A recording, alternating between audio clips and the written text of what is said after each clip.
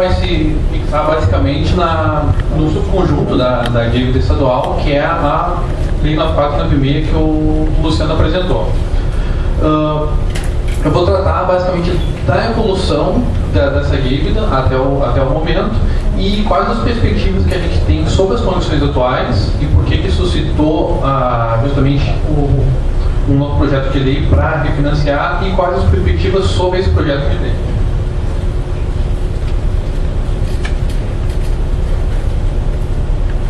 Essa é mais ou menos a agenda, né, como eu acabei de dizer, a situação atual, as propostas, uma simulação da trajetória e algumas conjecturas sobre o que seriam emendas possíveis ao projeto de lei que foi proposto pelo governo federal. Sobre a situação atual, basicamente, aqui estão elencadas algumas causas para aquele efeito que o Luciano colocou de que a relação da nossa dívida ela não diminui. Na verdade, todo o trabalho ele começou com um questionamento dentro da divisão da dívida, que era por que a maioria dos estados faz um ajuste e o nosso estado fica basicamente patinando no mesmo nível desde o evento da renegociação em 98. Tá. E algumas das causas principais para esse comportamento foram elencadas a baixa taxa de crescimento real da nossa receita líquida real. Em comparação aos demais estados, o Rio Grande do Sul é lanterna nesse requisito. Tá? A gente cresce a uma taxa anual de 2,5% no que tange a receita líquida real, enquanto tem estados como Mato Grosso que crescem a mais de 6%, até São Paulo cresce 2,7%, Minas Gerais 3% alguma coisa, Alagoas mais quase 5%. Né? E existe, além da gravidade do nosso nível ser bastante baixo, tem a mecânica de evolução da 9496 tem uma lógica perversa que ela é dependente da trajetória de crescimento. Ou seja, o que significa isso? Significa que um ano ruim, ele não se transfere linearmente para o futuro. Ele tem uma composição ampliada ao longo do tempo. Então, cada vez que a gente tem um ano de crescimento ruim da receita, isso capitaliza fortemente. Claro, ao mesmo tempo, um ano bom ele tem um efeito positivo, mas particularmente pela lógica do resíduo, os anos ruins são particularmente danosos à trajetória da dívida. E tem um outro aspecto que for analisar, na própria concepção do programa, no início do programa de ajuste fiscal, ele não mensura adequadamente algumas questões. No caso, existem estudos até de colegas da Fazenda mesmo à época, lá em 98, 99, que saudavam o programa como sendo uma fantástica ideia, que teríamos o ajuste no 1:1 já em 2012 e que tudo se resolveria a partir dali. Claro que com dada a informação que existia a informação que tinha limitada na época, era bastante razoável assumir isso. Só que, claro, não se contava com algumas pedras no meio do caminho, como a explosão do GPDI em 99, a explosão do GPDI em 2002, e um erro, eu acho que, não digo um erro, mas talvez faltou algum detalhamento na metodologia, é que não leva em consideração as demais dívidas intralimite. Eu não sei se ficou bem claro a divisão entre intralimite e extralimite. É que para quem está trabalhando diariamente com isso acaba se tornando próprio e não é explicado de forma adequada. O que acontece? A gente paga algumas dívidas, elas têm esse teto sobre a sua receita que a gente paga mensalmente, que são 13%. Nisso está incluída a 9496 e está incluído esse outro conjunto de dívidas, que é a 8727, a DMLP e a 7976. Para alguns estados, essas dívidas eram não tinham muita relevância. Para alguns estados, elas eram absurdamente grandes em relação ao total da dívida. E a gente vê que no início do programa, dos 13% que a gente tinha previstos para ser destinados ao pagamento da 9496, na verdade, só metade estava sendo de fato destinada para isso. A outra metade ela servia para amortizar o 8727, que na época tinha um saldo bastante relevante, para a 7976, que foi quitada em 2009, e para a DMLP, que a gente ainda paga também até hoje. Então, o que acontece? Mesmo se fosse feito um estudo na época para verificar se a dívida era sustentável, Todos os estudos consideravam que a gente seria utilizado no limite de pagamento integralmente para a 496, quando isso não era verdade. Então isso, o modelo original subestimava a dinâmica que de fato se acontecia para cada um dos entes, porque ela é bastante distinta para cada um deles, né? E outra coisa é que o programa de ajuste fiscal presume uma taxa de crescimento real de 3%. Isso é verdade para a maioria dos estados, mas, por exemplo, como eu falei, o Rio Grande do Sul e São Paulo são estados que ficam abaixo desse limite. E, coincidentemente, são os que têm os maiores históricos dessa dívida, né? Eu já acabei adiantando que seria o item 2, né, que é a previsibilidade, que o modelo não subestimava a real situação e as demais dívidas não foram consideradas. Né? A partir daí, com a lógica que está vigente até o momento, né, antes do PLC, nós tínhamos uma situação que 5 estados provavelmente terminariam o prazo original do contrato, em 2028, com um resíduo. No caso, o Rio Grande do Sul, Minas Gerais, São Paulo, Alagoas e Rio de Janeiro. Sendo que os dois últimos têm uma situação mais tranquila, né, e os 3 estados, Minas, Rio Grande do Sul e São Paulo, teriam valores de resíduo que, refinanciados nos termos da lei, representariam um pesado nível de refinanciamento da prestação para os entes. E esses 3 estados representam praticamente 3/4 do estoque da dívida, que o que a gente deve é o ativo da União, então seria um risco para o credor também. Aqui uma exemplificação do comportamento da receita líquida real anual. Isso aqui é crescimento real descontado de IPDI.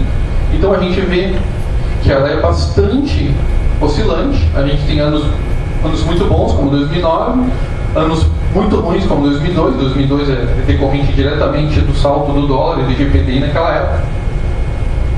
E esse comportamento errático, digamos assim, bastante oscilatório, é um dos fatores que causa o efeito de composição para o resíduo. Então, cada vez que a gente tem um ano muito ruim, como 2002, ou talvez não tão ruim como 2004, ou bastante ruim de novo em 2010, o que acontece?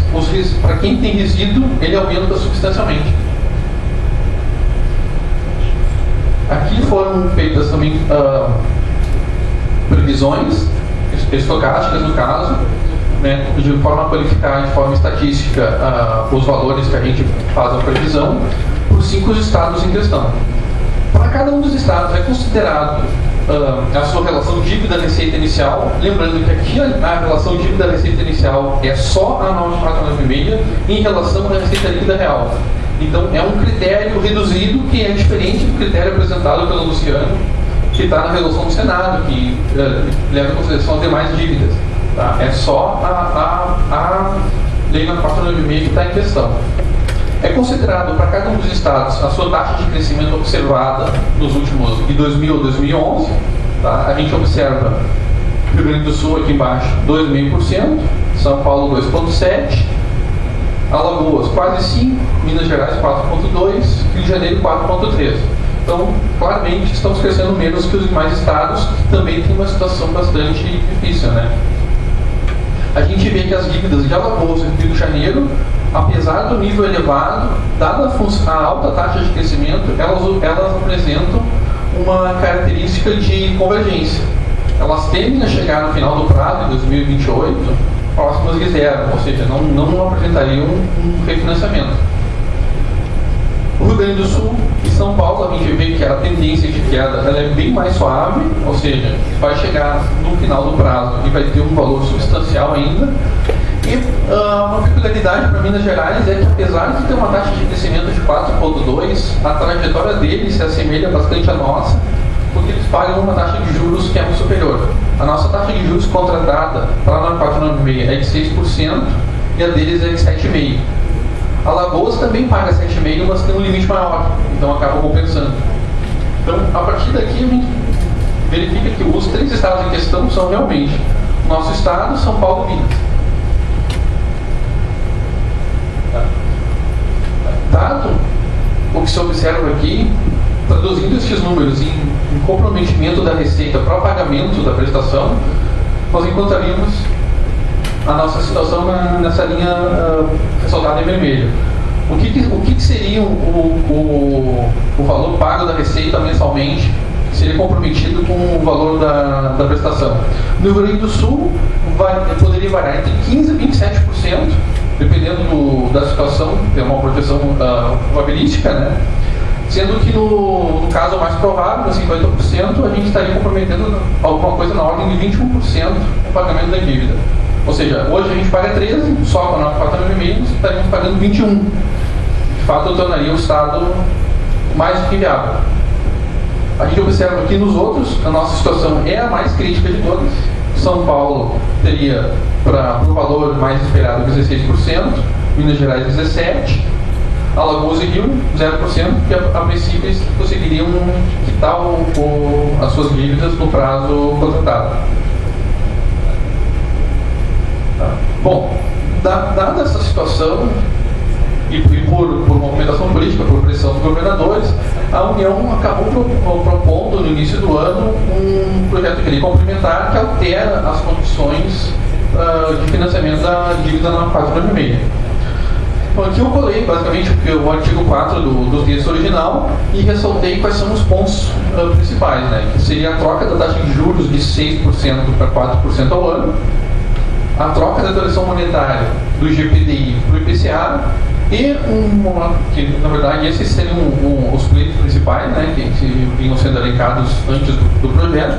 E o que foi uma surpresa é um teto dado pela Selic, ou seja, se os encargos superarem o valor da taxa Selic, nós teremos seria um teto, seria cortado, a atualização monetária seria reduzida até esse limite. Então aqui eu fiz um pequeno exemplinho, né, que seria a taxa de juros 4%, o limitador da taxa Selic. Então, se a gente tiver um IPCA de 5% e a Selic tiver, antes do último momento, né, 7,25%, o total dos encargos dado pelo contrato seria 9%. Como a Selic está em 7,25%, na verdade a atualização monetária seria dada pela diferença.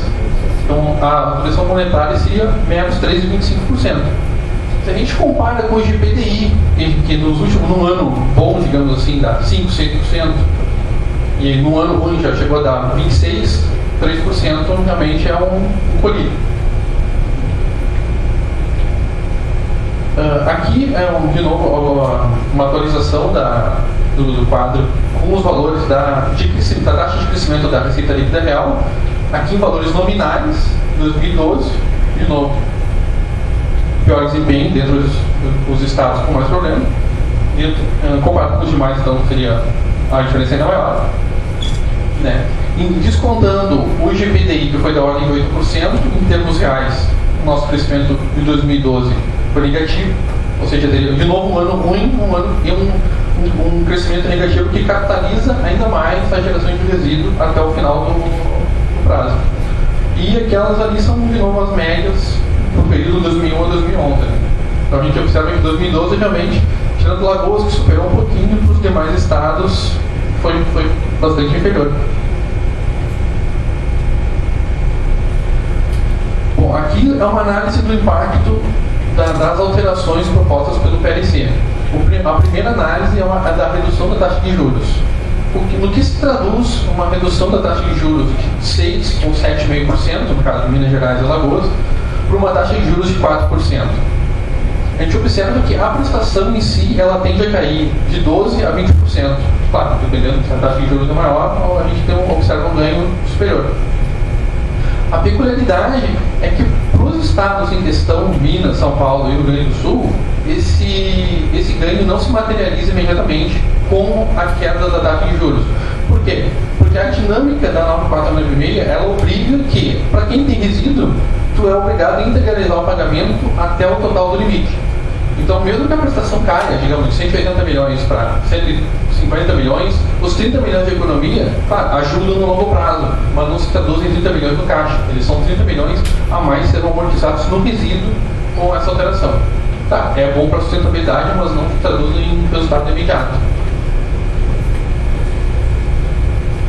Aqui é um comparativo dos indicadores em questão para a atualização monetária. Tem o GPDI, que é a linha preta, o IPCA, a linha verde, e a Selic, a linha vermelha. Observa que a Selic, claramente, desde o início do plano real, bastante superior aos indicadores, exceção feita em 2002, né, efeito da disparada do dólar que teve na época, chegando a R$4.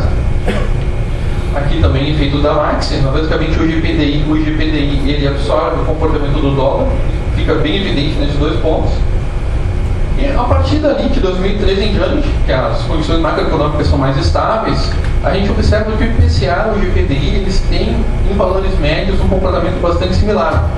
Mas o GPDI é um indicador mais nervoso, digamos assim, ele tem uma volatilidade maior. Ele tende a oscilar em valores, como 2009, um valor negativo, e para outros anos um valor bastante acima do próprio IPCA. Aqui é basicamente o gráfico anterior em números, e a ideia aqui é justamente fazer uma estimativa. Se eu estou trocando o GPDI por IPCA pelo projeto IPDI, qual é o ganho materializado aí? Aí a gente vê aqui na média, por que 2013 em diante, antes, né? Esses eventos aqui, exógenos, digamos assim, de dólar de 1,20 para 2, de 2 para 4, a princípio, se eu incluir um outlier desse para fazer a estimativa, eu vou estar contaminando a série. Então é mais saudável. Eu imagino que ninguém imagina que essas coisas vão se repetir. Ninguém não vai ter de novo um dólar 2 para 4 no curto prazo. Então imaginando um cenário de estabilidade macroeconômica nos níveis atuais, daqui em diante foi feita a medida da diferença. E aqui a gente observa aqui, então, de 2013 a 2012, o IPCA em relação ao IGP é mais ou menos 0,5% menor. Aí, um exercício que foi colocado na última coluna ainda é tentando considerar o efeito do limitador da Selic. Qual o problema? A gente tem apenas 2 anos na série em que a Selic de fato serviria como limitador. Então, não é uma premissa adequada eu pegar e dizer que aquela média de 0,72 é bem representativa do que seria o efeito disso. Então, para efeitos de fazer uma projeção mais conservadora, foi considerado uma diferença entre os dois indicadores da ordem de meio, que é razoável de se esperar, e se o resultado já é adequado, considerando o meio, qualquer ganho eventual da aplicação do teto da Selic traduz de forma mais positiva. Então, esses seriam aqueles gráficos anteriores sobre as novas condições. A gente vê que os estados que apresentavam um problema, Minas, São Paulo e Rio Grande do Sul, que tinham curvas que não caíam muito, passaram a apresentar uma tendência bem mais acentuada de baixa. Minas Gerais, inclusive, dada a taxa de crescimento deles, e porque eles percebem uma redução efetiva de 3,5% dos juros ao invés de 2%, eles chegam a uma situação, inclusive, que fica melhor que a nossa. Esses valores se traduzem em termos de comprometimento, de novo nessa linha vermelha. Aí a gente observa aqui, em valor médio esperado, qual é o limite de comprometimento da receita líquida real após o possível efeito do projeto de lei? 10%. É inferior ao que a gente paga hoje e praticamente a metade do que estaria previsto sob as condições vigentes até então. Então, com certeza, só um adendo, isso é o efeito apenas da redução da taxa de juros, de 6 para 4. Não considera nem mesmo ainda a troca de IGPDI para o IPCA,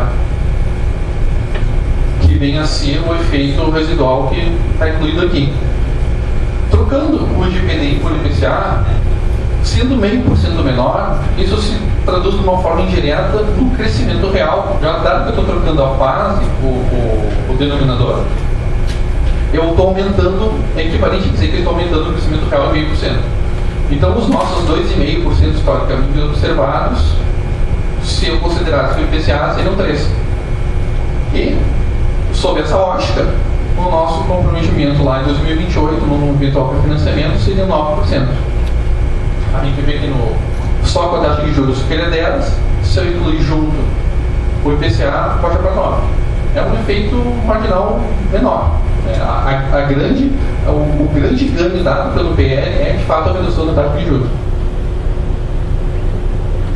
Aqui foi feito um exercício de suposição, né, dado a circunstância em que o projeto de lei foi apresentado e dada a peculiaridade que ele não se traduz em efeito imediato, justamente para as partes que estão mais interessadas em renegociá-lo, né, que seria aumento da disponibilidade de recursos, mas não para todos, né, e essa primeira emenda seria justamente uma redução do limite. Por quê? Porque ao reduzir o limite de comprometimento, eu estou materializando para esses estados um ganho imediato. Então, se nós pagamos atualmente 13% da nossa receita líquida real, que é mais ou menos entre 2,5 e 3 bilhões, se eu baixasse, digamos, para 10, eu estaria economizando 3%, 600 milhões de reais, que estariam no caixa do governo, ano após ano. Só que, de novo, o que significa isso? Além do aumento da disponibilidade, que é o por óbvio, né, existe um efeito que é o aumento do resíduo. Se eu pago menos hoje, obviamente eu estou capitalizando mais resíduo, que vai se traduzir no pagamento para daqui a 15 anos. A partir daí, então, o que se definiu? Definiu uma condição de equilíbrio intertemporal. Ou seja, o que seria uma redução de limite justo?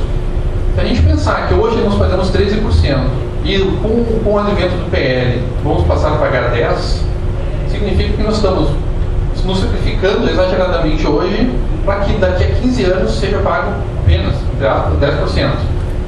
Por outro lado, se eu baixo o limite de comprometimento para 10% hoje, isso pode se traduzir que mais adiante, quando for financiado, eu tenho que pagar 13% ou 15%.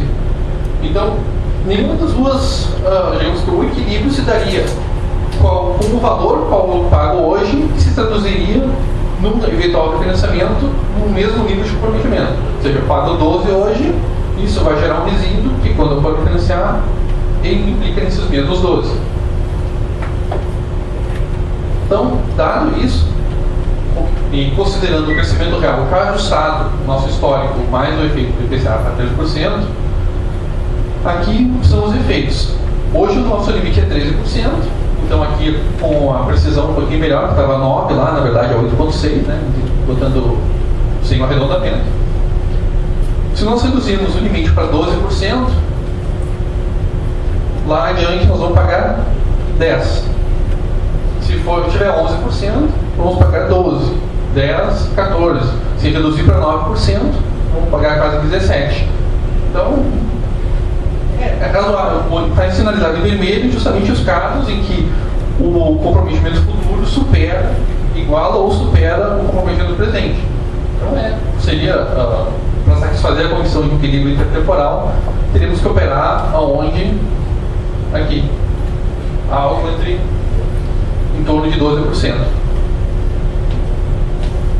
Tá, esse é um gráfico que tenta sumarizar de forma talvez não tão clara quanto eu gostaria.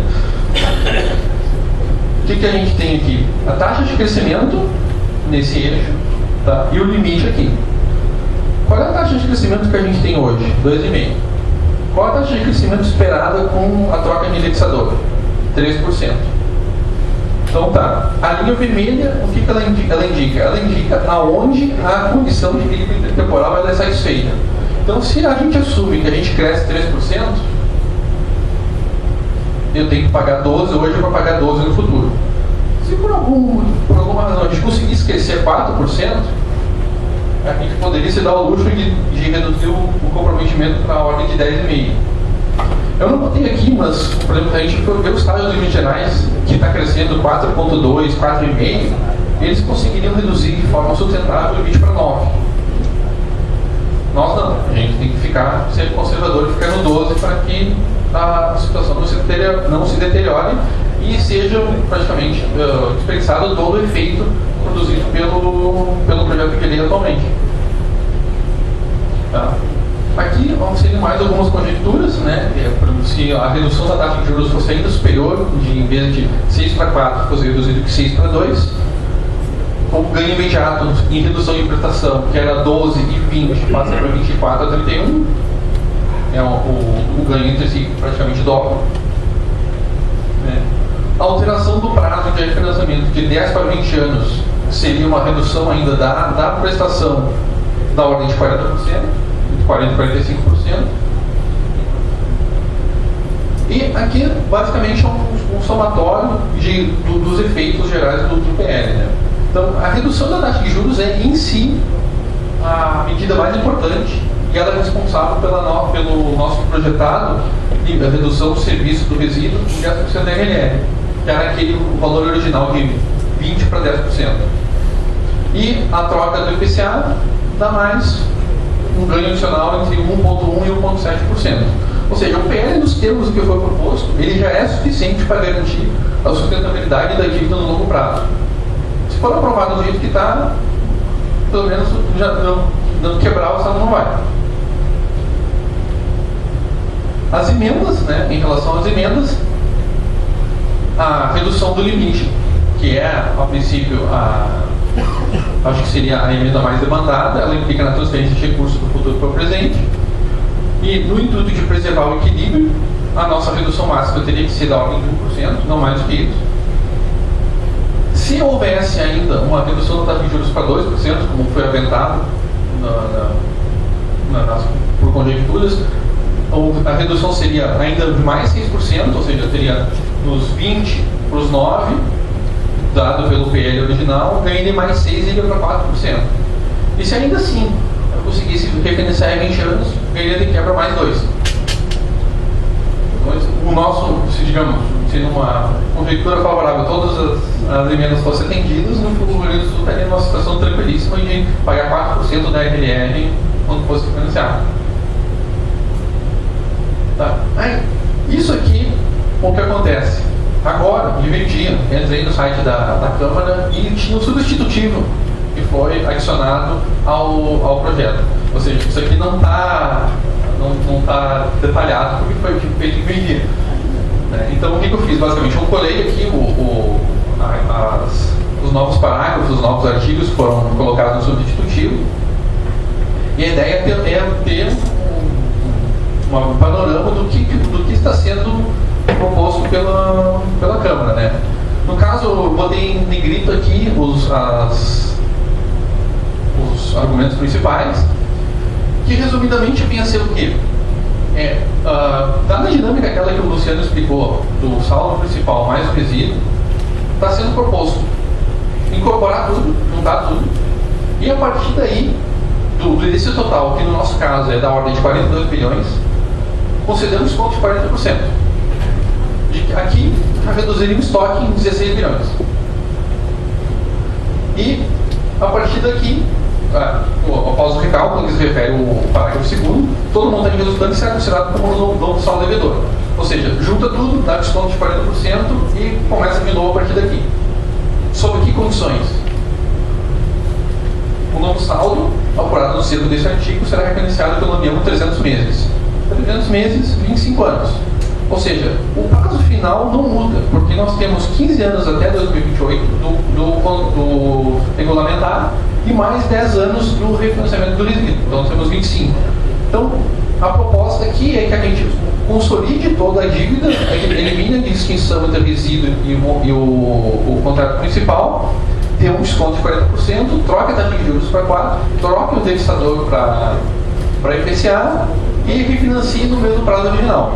Com a peculiaridade que não tem mais o limite de comprometimento. Se por algum acaso o GPDI vier 30% no ano que vem, não tem mais a saída, não tem mais geração de resíduo, e vai subir e fica assim. Fazendo um cálculo, grosso modo, dos efeitos disso aqui, o desconto seria 16 bilhões e a nossa parcela mensal encolheria mais ou menos 50 milhões por mês. Ou seja, isso geraria, no frigir dos ovos, 600 milhões a mais, até menos ou mais disponíveis. E aqui, mais alguns artigos que foram colocados, que se referem ao montante decorrente da redução dos valores de amortização, ou seja, essa diferença, no nosso caso, de 600 milhões, deverá ser obrigatoriamente aplicada pelo ente de investimento utilizado em desembolso vinculados às PPPs. E o EFIC não está falando como se calcula a diferença, parcela imediatamente anterior. No nosso caso, são 50 milhões como é referido. Então, como o secretário havia dito, o investimento estava na ordem de 600 milhões e, segundo ele, seria interessante ter algo na ordem de 1,5 bilhão. Dos 900 restantes, 600 estariam aqui. Então, realmente, se passarem esses termos, com certeza é um grande alívio. Inclusive, aquelas projeções anteriores, elas caem ainda mais rapidamente, porque o desconto de 40% com certeza resolve qualquer problema de sustentabilidade. Por pior que esteja a situação, até o nosso Estado consegue tranquilamente sair da situação de sustentabilidade, que realmente seria bem positivo.